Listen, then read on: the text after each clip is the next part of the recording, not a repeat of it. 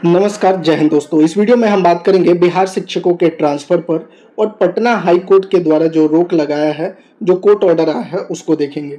यहाँ पर देखिए 2-3 चीजें हैं। सबसे पहले जो कोर्ट ऑर्डर है, क्या उसमें सिर्फ उन्हीं शिक्षकों को राहत जो पेटिशनर्स हैं या पूरा स्थानांतरण प्रक्रिया पर रोक लगा दिया गया है? किस चीज को लेकर यह केस था, इस पर भी बात करेंगे। मतलब थोड़ा डिटेल में समझेंगे। उसके बाद जो है क्या स्थानांतरण आगे होगा या नहीं होगा, इसको भी एनालिसिस करने वाले हैं। तो वीडियो को आप लास्ट तक जरूर देखिएगा। सबसे पहले आपको बता दें कि ये जो कोर्ट केस हुआ है इसमें कुछ भी नया नहीं है, क्योंकि मैंने पहले भी बोला है कि पहले भी जो ट्रांसफर हुआ है उस पर कोर्ट केस हुआ है, या फिर बिहार के खासकर शिक्षा विभाग में कुछ भी होता है, चाहे रिक्रूटमेंट होता है, ट्रांसफर होता है, रिजल्ट आता है, कोर्ट केस तो होना ही है। पहले भी हुआ है, अभी भी हुआ है, और ये एक्सपेक्टेड था जो आज मतलब कि कोर्ट का ऑर्डर आया है। अब यहाँ पर जो है ये कोर्ट केस है, इसको थोड़ा डिटेल में देखेंगे। केस नंबर जो है क्या है 12326, और स्टेटस क्यों लगाया गया है, मतलब कि आज के डेट में अगली सुनवाई 21 सितंबर 2026। अभी इस केस को थोड़ा डिटेल में समझते हैं। देखिए ऑर्डर की कॉपी अभी नहीं आई है, लेकिन जो भी डिटेल अभी तक मिला है इस केस से संबंधित वो देखते हैं, उसके बाद इस पर चर्चा करेंगे। तो बिहार के शिक्षकों के स्थानांतरण, खासकर सरप्लस शिक्षकों के स्थानांतरण को लेकर पटना हाईकोर्ट में मामला पहुंचा। औरंगाबाद के कुछ शिक्षक जिन्हें सरप्लस की श्रेणी में रखा गया था ने स्थानांतरण की प्रक्रिया और संबंधित नियमावली को चुनौती देते हुए कोर्ट में याचिका दायर की। मतलब ऐसा कहा जा रहा है कि जो सरप्लस में सरकार के द्वारा जिन शिक्षकों को सरप्लस रखा गया है, जो कैटेगरी रखा गया है कि हम 5 साल से अधिक या जो भी क्राइटेरिया है सरप्लस माने जाने का, उसको चुनौती दिया गया है। उसके अगेंस्ट जो है कोर्ट गए हैं औरंगाबाद के कुछ शिक्षक। याचिकाकर्ता शिक्षकों की ओर से कोर्ट में दलील दी गई है कि सरप्लस शिक्षकों के स्थानांतरण के लिए अपनाई जा रही प्रक्रिया नियमावली उचित नहीं है, उसमें कई सारे मिस्टेक, ऐसा जो है पिटिशनर्स के द्वारा कहा गया है। कुछ गलतियां गिनाई गई है या फिर जो लीगल नहीं है, ऐसी चीजें पटना हाईकोर्ट में जो है रखा गया। उसके बाद पटना हाईकोर्ट ने याचिकाकर्ताओं की बात सुनने के बाद बिहार सरकार से इस पर जवाब मांगा है। ये जो है ऑर्डर जो है अभी फाइनल ऑर्डर नहीं है, सरकार से इस पर जवाब मांगा है। सरकार को अपना जवाब दाखिल करने के लिए 3 सप्ताह का समय दिया गया है।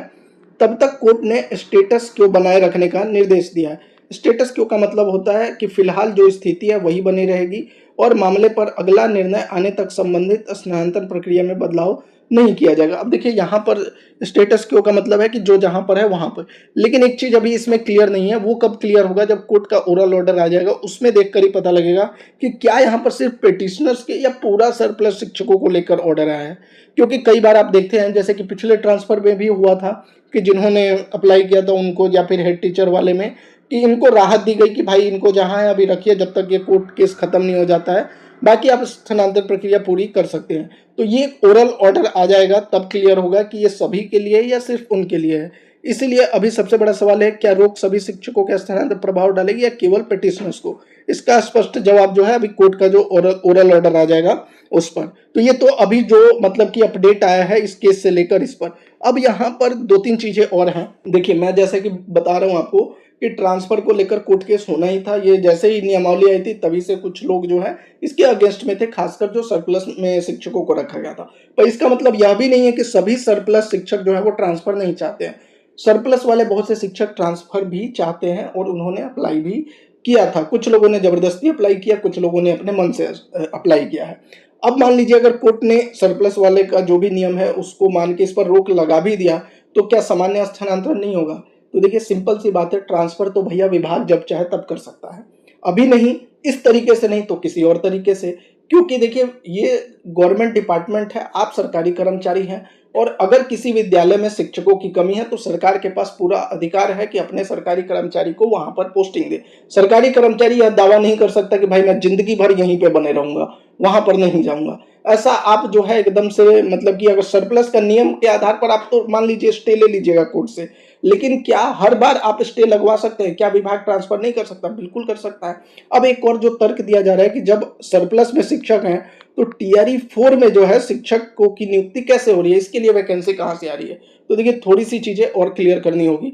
मैं कोई मतलब कि पहले ही भी बता चुका हूं, मैं शिक्षक नेता नहीं हूं, इसलिए आपको गलत इंफॉर्मेशन तो नहीं दूंगा। मैं आपको एक चीज बताता हूं, टीआरई 4 की जो वैकेंसी है, ऐसा नहीं है किसी एक डिस्ट्रिक्ट से, एक प्रखंड से, एक ब्लॉक से आ रहा है। टीआरई 4 की जो वैकेंसी है ये ओवरऑल है, और ये बिहार में कुल छात्र शिक्षक अनुपात के हिसाब से जो है टीआरई 4 की वैकेंसी आ रही। तो ये कहना कि सरप्लस में शिक्षक है फिर भी टीआरई 4 की। तो देखिए सरप्लस में हर जगह नहीं है शिक्षक, हर जिले में नहीं है। कुछ जिले जो सबसे डिमांडिंग जिले हैं वो ऑलरेडी कई बार चर्चा की जा चुकी है, और उसमें भी स्पेसिफिक एरिया जो सिटी एरिया है वहां पर सरप्लस है। लेकिन ऐसे भी एरिया है जहां पर स्कूलों में शिक्षकों की कमी है, तो वहां पर टीआरई 4 में वैकेंसी भी आ रही है, और उसपे से जो वैकेंसी होती है रिटायरमेंट लोग लेते हैं, उस पर उसको देखकर भी जो है वैकेंसी आते रहती है।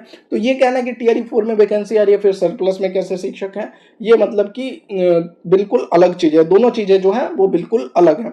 कुल मिलाकर देखिए विभाग जो है अगर सरप्लस से ट्रांसफर नहीं हुआ तो किसी और तरीके से ट्रांसफर करेगा, क्योंकि विभाग को जो है छात्र शिक्षक अनुपात हर विद्यालय में ठीक करना है। जहां पर शिक्षकों की कमी है वहां पर उनकी नियुक्ति करनी है। अब आपके पास चॉइस था कि अपने हिसाब से आप ट्रांसफर भरिए, अगर वहां पर नहीं होता है तो फिर से एक मौका मिला जाएगा। बाद में जो अगर आप सरप्लस वाले नियम को रोक लगा देते हैं तो बाद में विभाग जो है रैंडम किसी भी शिक्षक को भेजेगा। और मैं वही चीज कह रहा हूं कि आप जो है ऐसे अभी जरूर जो है स्टे लगवा सकते हैं इस नियम के अगेंस्ट, या जो भी है हाई कोर्ट या कोर्ट में जाकर आपने कर दिया, लेकिन ऐसे नहीं होगा कि आप जिंदगी भर एक ही जगह बने रहेंगे। विभाग चाहे तो कभी ना कभी किसी भी तरीके से रैंडम शिक्षकों का ट्रांसफर कर सकता है, क्योंकि वह उसके अधिकार क्षेत्र में है। तो अब अगर ऐसे नहीं तो भविष्य में किसी और, अभी आपको अपना चॉइस मिल रहा था, तब जो है विभाग चॉइस ना देके ट्रांसफर कर देगा। तो कुल मिलाकर देखिए अभी कोर्ट ऑर्डर का जो कॉपी आएगा उसके बाद क्लियर हो जाएगा कि ये सिर्फ पेटिशनर्स के लिए है या फिर सभी शिक्षकों के लिए। ये चीज अभी कहीं भी क्लियर नहीं है। आप चाहे किसी भी वीडियो में कहीं भी देख लीजिए, यहाँ तक कि जो मतलब कि पेटिशनर्स हैं उनके जो वकील हैं उनका भी स्टेटमेंट देखिएगा, तो उसमें भी जो है उन्होंने इस चीज को क्लियर नहीं किया है। कोर्ट ऑर्डर आने के बाद ही क्लियर होगा कि ये सभी के लिए है या सिर्फ पेटिशनर्स के लिए है। तो ये थी जानकारी ट्रांसफर को लेकर। अभी जरूर बताया जा रहा है कि स्टे लग गया है, कब तक रहेगा, अब 21 सितंबर को सुनवाई होगी। ये जो है सुनवाई